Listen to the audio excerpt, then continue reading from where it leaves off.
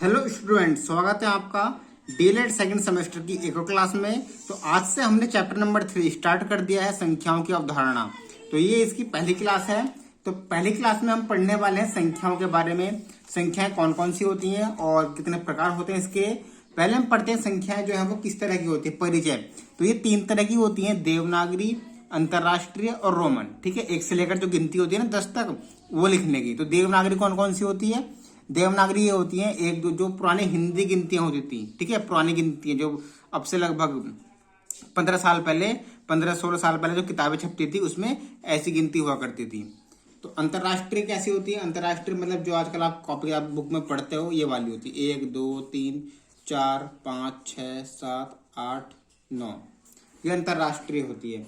और फिर रोमन की हम बात करें, रोमन कैसी होती है? रोमन ऐसे होती है 1 ये 2 3 4 5 6 7, उसके बाद 8, उसके बाद 9। ठीक है, और ये 10 होती है। तो आपको ये ध्यान रखना है क्योंकि एग्जाम में जो इससे क्वेश्चन पूछा ही जाता है कि देवनागरी में 1 बताइए। ये ऐसा सकता है कि 1 से लेकर के 9 तक गिनतियां लिखिए, देवनागरी में, अंतरराष्ट्रीय में और रोमन, तीनों में। इस तरह से भी एग्जाम में क्वेश्चन पूछा जा सकता है। अब हम बात करते हैं परवर्ती संख्या क्या होती है। परवर्ती, ठीक है, परवर्ती के बाद हम बात करेंगे अनुवर्ती की। तो परवर्ती संख्या क्या होती है? परवर्ती होती है किसी संख्या में 1 जोड़ दिया। मान लो 5 है, हमें चाहिए 5 की परवर्ती संख्या, तो इसमें 1 जोड़ दो, 6 हो गया। तो 5 की परवर्ती हो गई 1 6। ठीक है, हमने कहा भाई 8 की परवर्ती बताओ, तो आप इसमें 1 जोड़ दोगे, 8 की परवर्ती हो गई 9। तो परवर्ती संख्या में किसी भी संख्या में 1 जोड़ दो, वो परवर्ती संख्या कहलाती है। अब परवर्ती संख्या को हम क्या क्या बोल सकते हैं? परवर्ती संख्या को हम कहते हैं उत्तरवर्ती। ठीक है, उत्तरवर्ती, उत्तरवर्ती कह लो या अनुवर्ती कह लो या सक्सेसर कह लो। ये तीनों जो हैं परवर्ती के नाम है। एग्जाम में कुछ ही पूछा जाता है कि भाई 5 की अनुवर्ती लिखो, 5 की उत्तरवर्ती लिखो, 5 की सक्सेसर लिखो। ठीक है, जैसा आप यहाँ पर देख सकते हैं समझाया हुआ है। परवर्ती संख्या को उत्तरवर्ती अनुवर्ती संख्या भी कहते हैं। जैसे 5 है तो 5 की परवर्ती क्या हो गई 6, 10 की 11, 12 की 13, 8 की 9। इनमें मतलब 1 जोड़ दिया, 8 के लिए 9 कर दिया, 6 में 1 जोड़ा 7, 50 की 51, 63 की 64, 88 में 1 जोड़ दिया 89। अब पूर्ववर्ती की हम बात करें तो पूर्ववर्ती में क्या होता है? ये थी परवर्ती, अब है पूर्ववर्ती। तो पूर्ववर्ती में हम 1 कम कर देते हैं। हमने कहा भाई 5 की पूर्ववर्ती बताओ, तो 5 की पूर्ववर्ती क्या होगी? 5 में से 1 कम कर दो, 4 होगी। हमने कहा 8 की पूर्ववर्ती बताओ, 1 कम कर दो, 7 हो जाएगी। तो पूर्ववर्ती में और परवर्ती में आपको अंतर समझ में आया? तो पूर्ववर्ती और परवर्ती में आपको अंतर समझ में आ गया होगा।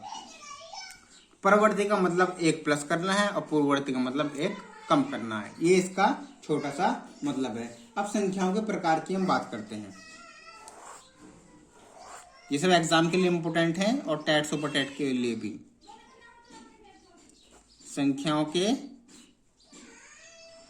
प्रकार की हम बात करते हैं। तो संख्या यहाँ पर आपके डीएलएड में 4 प्रकार की हैं। कौन कौन सी? प्राकृतिक संख्याएं, प्राकृतिक संख्याएं हैं, और दूसरी आपकी पूर्ण संख्याएं,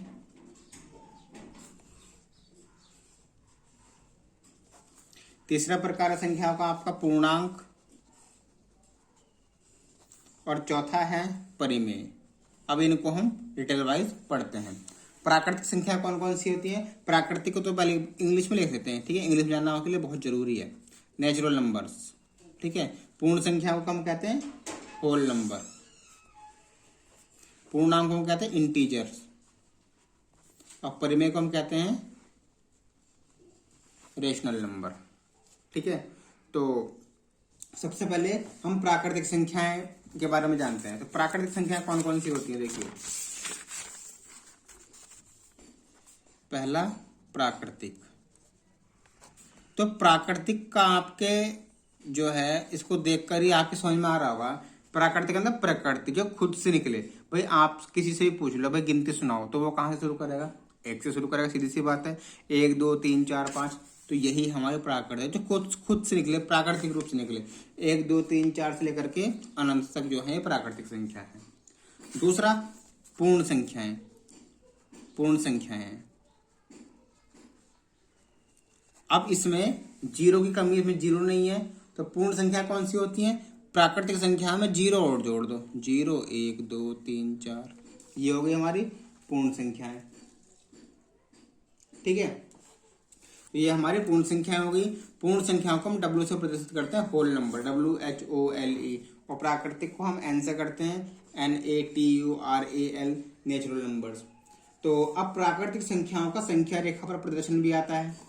ठीक है, प्राकृतिक संख्याओं का संख्या रेखा पर प्रदर्शन।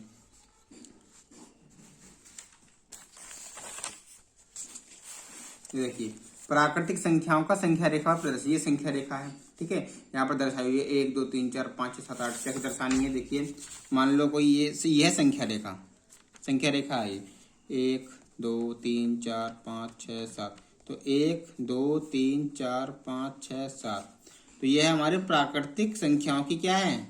संख्या रेखा।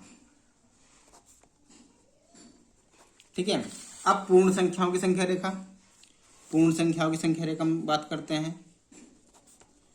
तो पूर्ण संख्या में क्या हो जाएगा?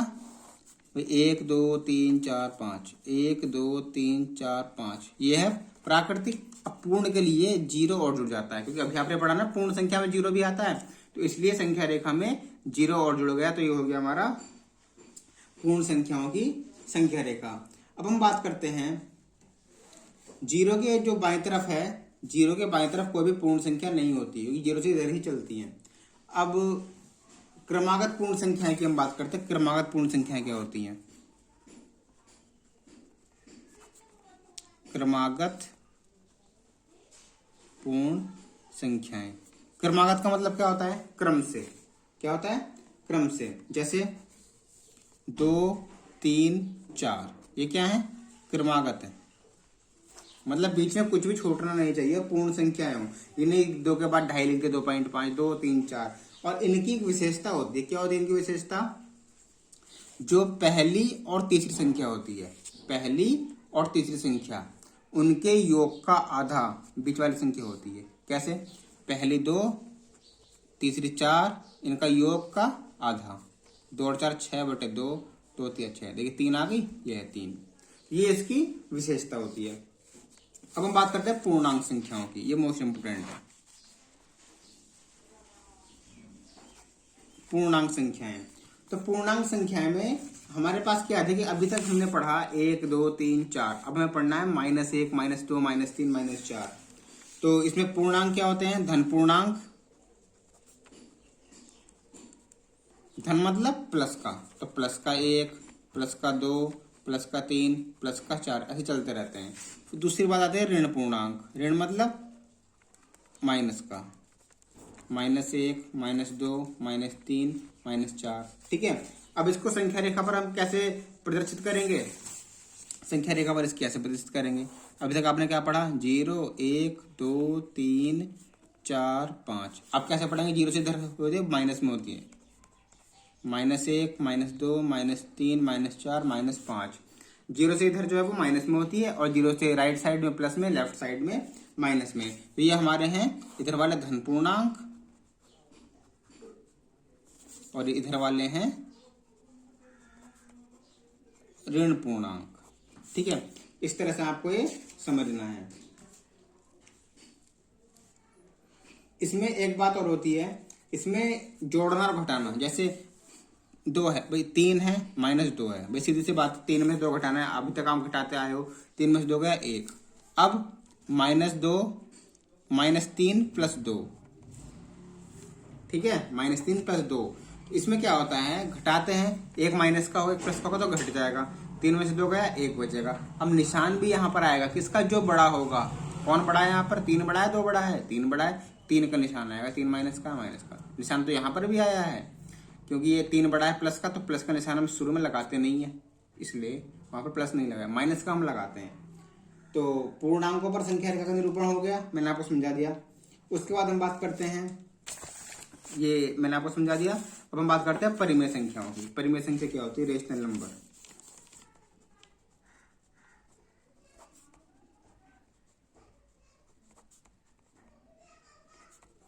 परिमेय संख्या मतलब रेशनल नंबर। रेशनल नंबर का मतलब क्या होता है? ऐसी संख्याएं जिन्हें p बटे क्यू के रूप में हम व्यक्त कर सकते हैं। p बटे क्यू के रूप का मतलब बटे में, जैसे 3/2, 5/4, ऐसी संख्याएं जो है ये परिमेय संख्या होती है।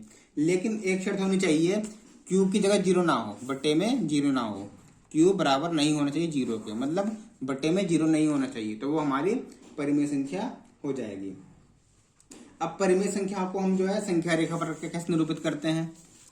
परिमेय संख्या की संख्या रेखा।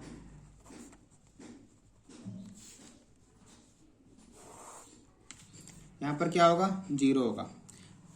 मान लो ये 5 है, तो 5 कैसी है? परिमेय संख्या है। क्यों? इसके बटे में 1 है। इसके बटे में कुछ नहीं होता, उसके बटे में जो है वो 1 होता है। तो यहाँ पे 0, 1, 2, 3, 4, 5, 1, 2, 0, 1, 2,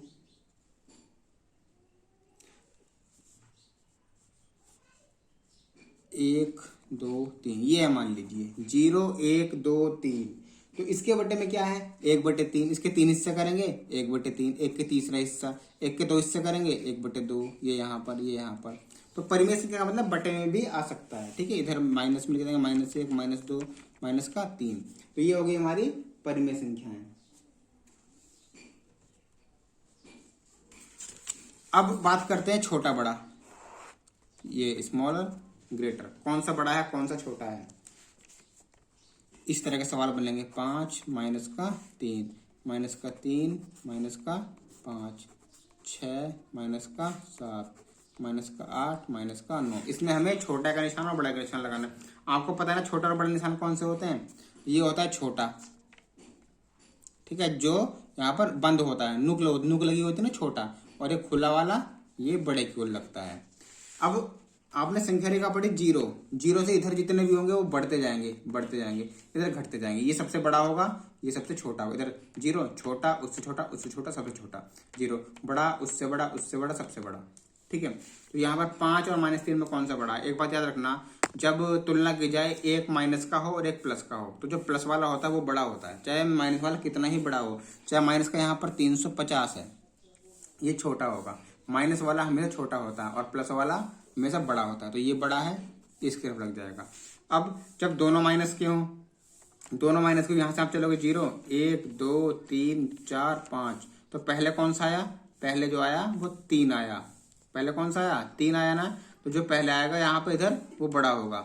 3 आया तो 3 बड़ा है, 5 छोटा है। जब दोनों माइनस के होते हैं ना, तो इनमें जो बड़ा निशान, जो बड़ी संख्या होती है 5, वो छोटी कहलाती है माइनस में, ये याद रखना। अब एक माइनस का एक प्लस का सोचना ही नहीं है, सीधे लगा दो।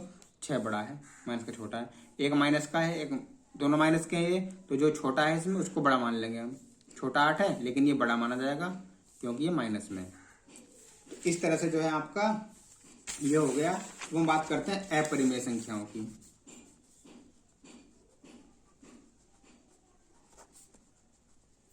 परिमेय संख्याओं में क्या आता है? जिनको हम p/q के रूप में लिख सकते हैं, और इसको जो क्या है, ये p/q के रूप में नहीं लिखा जा सकता। ठीक है, इसके उदाहरण कैसे होंगे? जैसे वर्गमूल में संख्या होती है ना, वर्गमूल 5, वर्गमूल 8, वर्गमूल 15, जिनके वर्गमूल पूरे पूरे नहीं निकलते हैं। ठीक है, जैसे अल्फा, बीटा, गामा, ठीक है, थीटा, ये सब जो है क्या है? ये सब अपरिमेय संख्याएं। कैसी हैं? अपरिमेय संख्याएं। तो यह हमारी जो इंट्रोडक्शन पूरा हो गया। अब नेक्स्ट क्लास में हम इसके बहुविकल्पीय करेंगे। ठीक है, उसके बाद अतिलघु और लघु उत्तरीय हम करने वाले हैं। तो नेक्स्ट क्लास का इंतजार करिएगा। मिलते हैं नेक्स्ट वीडियो में। थैंक यू, जय हिंद।